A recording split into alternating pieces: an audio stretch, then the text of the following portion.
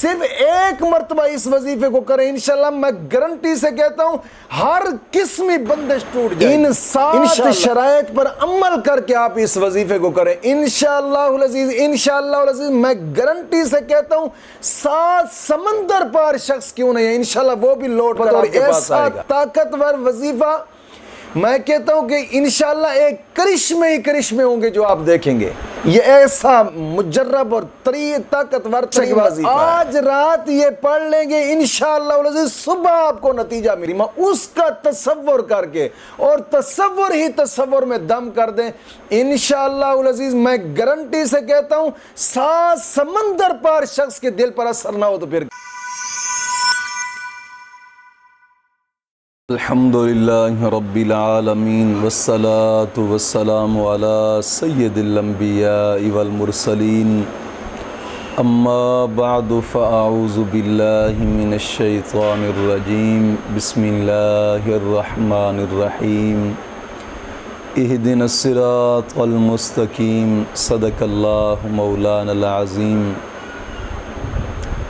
روحانی پاورفل وظائف میں سے آج ایک اہم سبق دوستوں کی نظر کرنا ہے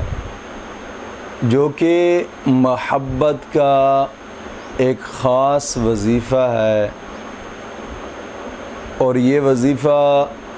صرف جائز محبت کے لیے کریں، ناجائز کے لیے بالکل نہ کریں، اور نہ ہی ناجائز کے لیے کوئی ہماری طرف سے اجازت ہے، اور نہ ہی ناجائز کے محبت کے لیے کوئی وظائف اثر کرتے ہیں۔ جب بھی وظیفہ کرنا چاہیں نا تو جائز مقصد کے لیے کریں۔ مجھے ایک دن بھی دوست سے کال کر رہا تھا کہ مجھے کسی دوستی کرنے کے لیے وظیفہ بتایا، میں نے کہا ہم یہ وظیفہ بتاتے نہیں ہیں، اور نہ ہی کوئی ایسے وظائف اثر کرتے ہیں۔ جائز محبت ہو، میاں بیوی کے اندر یعنی بیوی سے میاں روٹھا ہوا ہے یا میاں بیوی سے روٹھا ہوا ہے، یا پھر پسند کی شادی کے لیے آپ کرنا چاہتے ہیں وہ بھی کر سکتے ہیں پسند کی شادی کے لیے، یا پھر کہیں پر آپ چاہتے ہیں کہ یہ ہمارا رشتہ ہو جائے، یہ دونوں خاندانوں کے آپس میں محبت ہو جائے، اتفاق ہو جائے تاکہ سکون سے یہ رشتہ ہو جائے، آپ اس کے لیے کرنا چاہیں کر سکتے ہیں، یا گھر کے اندر نا اتفاقیاں ناچاکیاں ہیں آپ ان کے لیے کرنا چاہیں کر سکتے ہیں۔ جائز محبت ہو، ناجائز کے لیے بالکل نہ کریں، اور نہ ہی ناجائز کے لیے کوئی وظیفے اثر کرتے ہیں۔ دوستو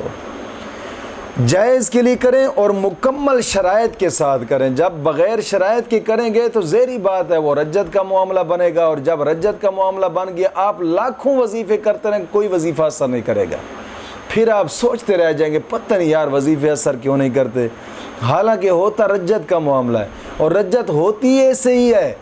کہ آپ نے کسی ایسے آدمی کا وظیفہ کر ڈالا جو خود کامل نہیں ہے، یا پھر ایسے ہی گوگل سے یوٹیوب سے وظائف اٹھا کر کرنے شروع کر دیے، یا پھر وظیفہ کرتے کرتے ناغہ کر دیا، کبھی وظیفہ کیا کبھی ناغہ کیا، کبھی وظیفہ کیا کبھی ناغہ کیا، پھر ان معاملات سے رجت ہو جاتی ہے، اور جب رجت ہو جائے تو پھر لاکھوں وظیفے کرتے رہے کوئی بھی وظیفہ ایسا نہیں کرتا۔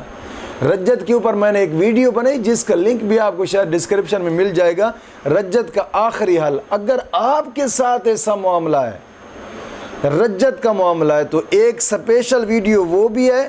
وہ بھی آپ کر سکتے ہیں، لیکن جو آج کا میں وظیفہ بتا رہا ہوں یہ اگرچہ رجت کا معاملہ ہے، یا پھر جادو کا معاملہ ہے، یا پھر بندش ہے، کالے جادو کی وجہ سے ہے، بنگالی جادو کی وجہ سے بندش ہے، یا عملیاتی بندش ہے، کوئی بھی بندش ہے، صرف ایک مرتبہ اس وظیفے کو کریں انشاءاللہ میں گارنٹی سے کہتا ہوں ہر قسمی بندش ٹوٹ جائے گی انشاءاللہ العزیز۔ لیکن کوشش فرمائے شرائط کے ساتھ اس کو کریں۔ آج کے وظیفے کی سب سے پہلی شرط یہ ہے کہ نماز کی پابندی کریں۔ دوستو نماز دین اسلام کا ایک اہم رکن ہے، نماز کی پابندی کیا کریں۔ جو لوگ نماز نہیں پڑھتے نا بھلے لاکھوں وظیفے کرتے رہے کوئی وظیفہ بھی اثر نہیں کرتا، نماز کی پابندی لازم۔ نماز دین اسلام کا ایک اہم رکن ہے۔ حدیث پاک میں آتا ہے آقا کریم صلی اللہ علیہ وسلم نے فرمایا کہ جو شخص اپنے رب کی بارگاہ میں جھکنے کی پسند نہیں کرتا نا تو مولا کریم بھی اس کو اپنی بارگاہ میں جھکنے کی توفیق عطا نہیں فرماتا۔ کوشش فرمائیں اپنے رب کی بارگاہ میں جھکنے کی کوشش کیا کریں۔ اور حدیث پاک میں آتا ہے الصلاۃ معراج المومنین، نماز مومن کی معراج ہے۔ اور ایک حدیث پاک میں فرمایا نماز میری آنکھوں کی ٹھنڈک ہے۔ دوستو کوشش فرمایا کریں نماز کی پابندی، نماز دین اسلام کا ایک ایسا رکن ہے، واحد نماز ہے کہ جس کے لیے آقا کریم صلی اللہ علیہ وسلم نے فرمایا جب بچہ 7 سال کا ہو جائے تو تلقین کریں اس کو نماز کی، اور جب بچہ 10 سال کا ہو جائے تو تھپڑ مار کر اس کو نماز پڑھائیں۔ کوشش فرمائیں یار نماز کی پابندی لازمی کریں، اور ہر نماز کے بعد 11 مرتبہ کلمہ طیبہ اور 11 مرتبہ درود پاک، یہ اشد ضروری ہے۔ دوستو نماز دین اسلام کا ایک اہم رکن ہے، جب نماز نہیں پڑھیں گے کیا فائدہ ہے آپ کی زندگی گزارنے کا؟ حضور کا فرمان مبارک، حضور نے فرمایا زندگی 3 سانس کا نام ہے، ایک لے لیا دوسرا لے رہے ہیں اور تیسرے کا پتہ بھی نہیں لے سکتے یا نہیں لے سکتے، اتنی مختصر زندگی ہے۔ دوسر ایسے دنیا پہ آنا، کھانا، بچے پیدا کرنا، چلے یہ تو جانوروں کی زندگی ہے یار، یہ تو جانور ہیں جو جناب علی جن کا مقصد صرف کھانا ہے اور بچے پہننا بس جانا ہے۔ انسان کے آنے کا مقصد یہ نہیں ہے،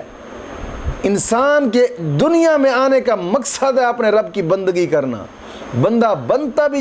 تب ہے جب اپنے رب کی بندگی کرتا ہے، وہ بندہ ہی نہیں ہے جو اپنے رب کی بندگی نہ کرے۔ کوشش فرمائیں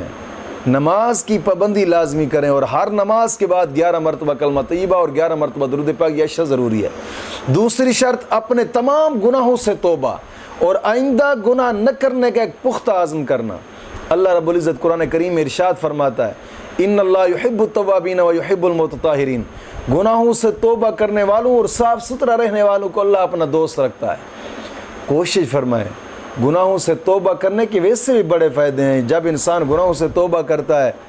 مولا کریم دل کی مرادیں پوری فرماتا ہے، جب گناہوں سے توبہ کرتا ہے دعائیں قبول ہوتی ہیں، جب گناہوں سے توبہ کرتا ہے رب تعالیٰ دل کو سکون عطا فرماتا ہے، جب گناہوں سے توبہ کرتا ہے سب سے بڑا انعام اس کو یہ ملتا ہے، حضور نے فرمایا تائب و حبیب اللہ، توبہ کرنے والے کو اللہ اپنا دوست رکھ لیتا ہے۔ کوشش فرمائیں گناہوں سے پختہ توبہ کریں اور آئندہ گناہ نہ کرنے کا ایک پختہ عزم۔ تیسری شرط روزانہ کی بنا پہ کم از کم 2 رکوع قرآن پاک کی تلاوت کے لازمی کریں، لازمی قرآن کریم کی تلاوت کریں گے، ہر حرف پر مولا کریم 10 نیکیاں عطا فرماتا ہے،